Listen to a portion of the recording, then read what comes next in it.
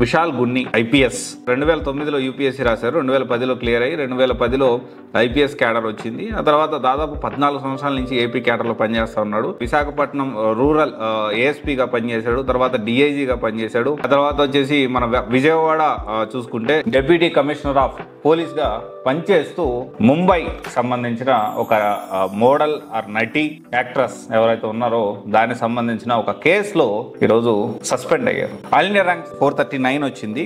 Service వచ్చేసి AP cadre వచ్చింది.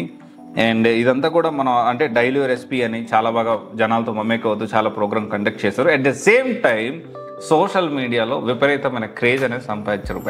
Vishal Gunni IPS grand entry, Vishal Gunni IPS fans, Vishal Gunni IPS Instagram దాదాపు 1,50,000 followers ఉన్నారు. అండ్ వేరే వాటిలో సోషల్ మీడియాలో కూడా చాలా యాక్టివ్గా ఉండేవాడు. అయితే ఇక్కడ మనం అర్థం చేసుకోవాల్సిన విషయం ఏంటి అంటే విశాల్ గున్ని ఐపీఎస్ గారి లైఫ్ని ఎవరైతే యూపీఎస్సీ ప్రిపేర్ అవుతున్నారో వాళ్ళు కొంత ఒక కేస్ స్టడీగా మనం తీసుకోవచ్చు. సో సక్సెస్ఫుల్గా తన కెరియర్ చాలా మంది లక్షల మందిని దాటుకొని ఐపీఎస్ అయ్యాడు. ఆల్ ఇండియా ర్యాంక్ 439 వచ్చింది. అఫీషియల్గా ఎక్కడ కూడా ఆప్షనల్ ఏంటి, మార్క్ షీట్ ఏంటి, ఇదంతా కూడా ఎక్కడా లేదు. సో దానికి సంబంధించిన ఇన్ఫర్మేషన్ కావాలంటే మనం ఆర్టీఏకి ఏసీ తెచ్చుకోవచ్చు. బట్ ఇప్పుడు అయితే దానికనే ఇన్ఫర్మేషన్ లేదు. So overall all India rank 439 వచ్చింది. అయితే ఇక్కడ ప్రతి ఒక్క యూపీఎస్సీ ఆస్పిరెంట్ యూపీఎస్సీ ప్రిపేర్ అవ్వాలి ఆలోచించాల్సిన విషయం ఏంటి అంటే అన్నిటికంటే బలమైనది అనేది చట్టం అనే విషయం మర్చిపోవద్దు.